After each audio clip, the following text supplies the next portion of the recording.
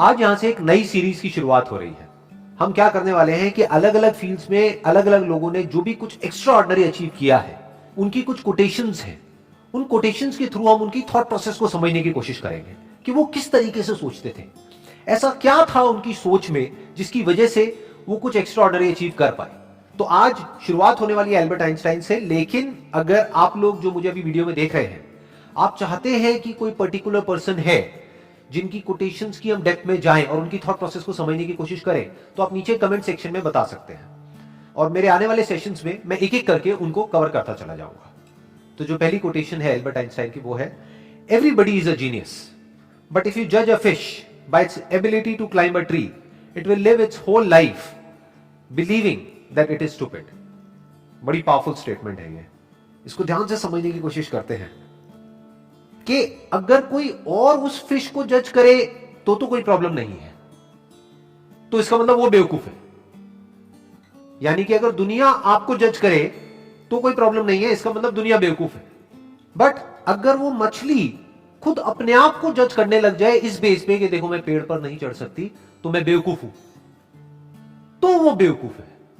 हर एक की कोई ना कोई एबिलिटी होती है। जैसे सचिन तेंदुलकर है, उनकी अपनी एक एबिलिटी है। एल्बर्ट आइंस्टाइन है, उनकी अपनी एक एबिलिटी है। अगर एल्बर्ट आइंस्टाइन को बैट दे दिया जाए तो वो कैसे लगेंगे? लोग हंसेंगे। या अकाउंट्स में डाल दिया जाता तो क्या होता? जबरदस्ती उनको चार्टेड अकाउंटेंट बना दिया जाता तो क्या होता? क्या वो कभी भी ऐसा कुछ अचीव कर पाते जो उन्होंने अचीव किया? No doubt he was a genius. But वो जीनियस क्यों थे? क्योंकि उन्होंने वही किया जो उनकी नेचुरल इंक्लिनेशन थी। जैसे कि एक मछली है, अगर उसको बोला जाए कि पानी में तैरो, तो वो पानी में बहुत तरीके से तैर सकती है। ऐसा कुछ कर सकती है कि जो देखने वाले हैं दे विल बी मेस्मराइज। वो कहेंगे कि यार ये कैसे हो सकता है? जिसको पानी के अंदर तैरना नहीं आता है और वो उसको देखेगा मछली को, तो वो क्या कहेगा? ये मछली जीनियस है। तो इस तरह से पहले हमको समझना पड़ेगा कि हमारा पर्सनालिटी टाइप क्या है, और जब हम अच्छे तरीके से समझ जाएंगे और फिर एक्ट करेंगे, then sky is the limit. फिर सबके अंदर एक जीनियस है, फिर सब जीनियस है। Next quote is education is not the learning of facts but the training of the mind to think. क्यों कहा जा रहा है ये? देखो क्या कमाल की बात इन्होंने कही है।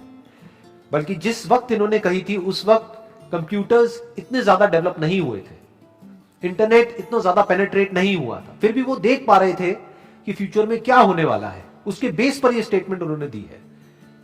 क्यों एजुकेशन में लर्निंग ऑफ फैक्ट्स इंपॉर्टेंट नहीं है? क्योंकि आज की डेट में अगर बात करी जाए तो जो फैक्ट्स हैं या जो नॉलेज है वो तो एक क्लिक ऑफ बटन पे अवेलेबल है। मतलब अगर एजुकेशन का मतलब यही है कि स्कूल जाओ, कॉलेज जाओ और जो बुक्स में लिखा है उसको रट लो और अपने यहां पर फीड कर लो, तो इसकी जरूरत क्या है? वो तो ऑलरेडी मोबाइल में है। जो बुक्स में लिखा है अगर उसको आपने रट भी लिया और यहां पर फीड भी कर लिया, तो अगर उसको रिट्रीव करना है तो कैसे करोगे? अपने आप से एक क्वेश्चन पूछना पड़ेगा, तभी तो वो याद आएगा और आप बोल दोगे। बट यही काम अब अगर क्वेश्चन पूछ करके ही आंसर आना है, तो वो क्वेश्चन तो आप यहां पर भी पूछ सकते हो मोबाइल में। आप इससे पूछोगे, हाँ भैया बताओ ये क्या है, वो क्या है, इस क्वेश्चन का आंसर क्या है, तो ये मोबाइल ही दे देगा ना आपको आंसर।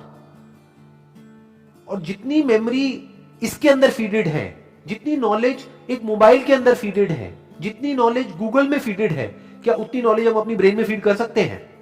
तो हमारी ब्रेन, अगर हम एजुकेशन को सिर्फ इतना ही समझते हैं कि एजुकेशन का मतलब कि फैक्ट्स को यहां पर फीड कर दिया जाए, तो हमारी ब्रेन इससे बहुत पीछे ही रहेगी, चाहे हम जितना मर्जी डेवलप कर लें।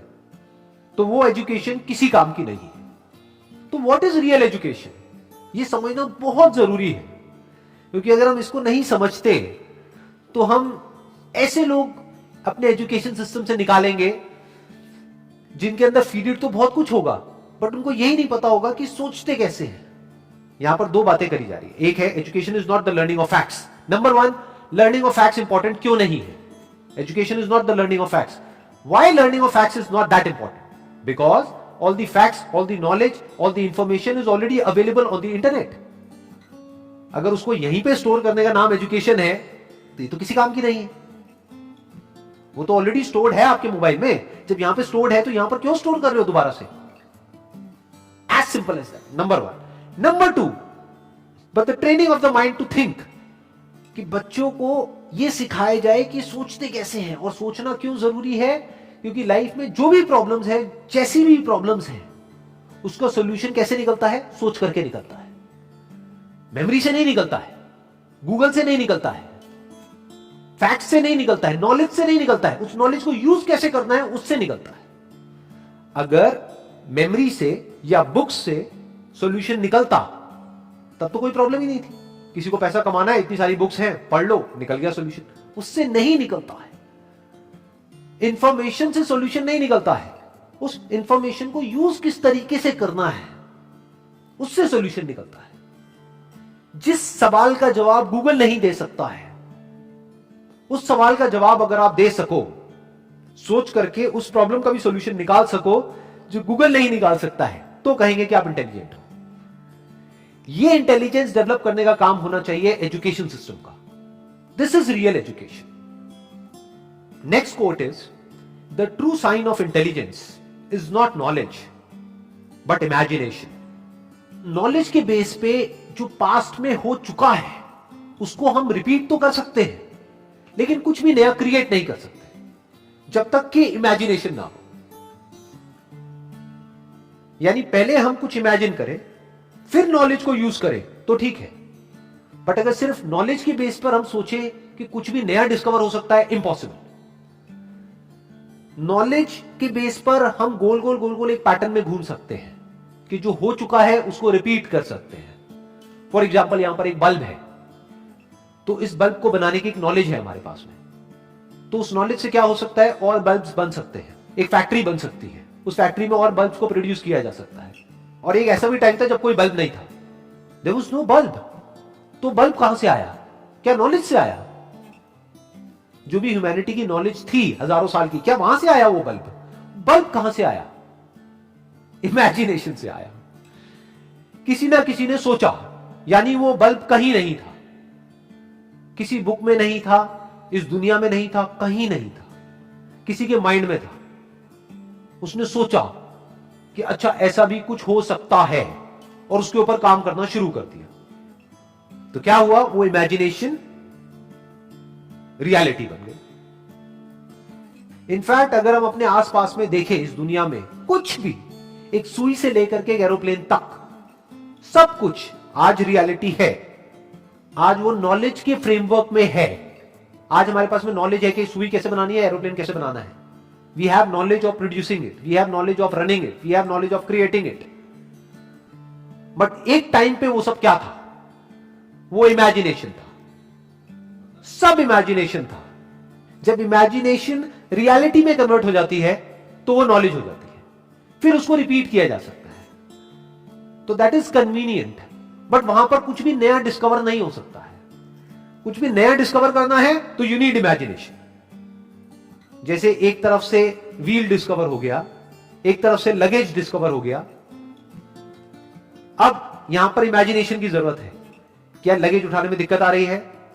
व्हील है, व्हील लेकिन बड़ा है, तो अगर इस व्हील को छोटा कर दिया जाए और उस लगेज के नीचे फिट कर दिया जाए तो क्या होगा?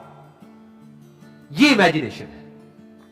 This is the difference between imagination and reality. यानी कि अगर इसको हम अपनी लाइफ से रिलेट करें तो जो भी हमारी जो करंट सिचुएशन है या जो भी कुछ आज तक हमारे साथ में हुआ है, वो सब क्या है? नॉलेज है, फैक्ट्स है। हो सकता है वो फैक्ट्स या जो हमारी रियलिटी है वो ये कह रही है कि हम लाइफ में कुछ कर ही नहीं सकते, बट इमेजिनेशन यहां पर क्या कर सकती है? इमेजिनेशन यहां पर अगर हमारे अंदर है तो हम इमेजिन कर सकते हैं कि फ्यूचर में इस रियलिटी को बदला जा सकता है। हम अपने लिए एक नया फ्यूचर इमेजिन कर सकते हैं based upon the resources that we have, based upon the knowledge that we have. उस नॉलेज को, उस इंफॉर्मेशन को, उन रिसोर्सेज को यूज करके हम अपनी इमेजिनेशन को सच कर सकते हैं। तो इसलिए कहा जा रहा है कि इमेजिनेशन इज रियल इंटेलिजेंस, क्योंकि नॉलेज को तो एक रोबोट भी रिपीट कर सकता है। तो रोबोट को हम आर्टिफिशियल इंटेलिजेंस तो कह सकते हैं, रियल इंटेलिजेंस नहीं कह सकते। यानी कि कोई प्रोडक्ट है वो बनाना है तो वो तो मशीन्स भी क्रिएट कर सकती है और करती ही है, एक रोबोट भी बना सकता है। लेकिन कुछ ऐसा है जो रोबोट नहीं कर सकता, जो हम ही कर सकते हैं। That is real intelligence, that is human intelligence. तो ये कुछ कोटेशंस थी एल्बर्ट आइंस्टाइन की, जिसको आज हमने डीपली समझने की कोशिश करी है। अगर इसके अलावा आप चाहते हैं कि कोई और पर्सन भी है जिन्होंने कुछ एक्स्ट्राऑर्डिनरी अचीव किया है किसी भी फील्ड में, और उनकी भी कोटेशंस की हम डेप्थ में जाएं, तो आप नीचे कमेंट सेक्शन में बता सकते हैं। तो मेरे आने वाले सेशंस में मैं एक एक करके उनको कवर करता चला जाऊंगा। Wish you all the very best. Thank you so much.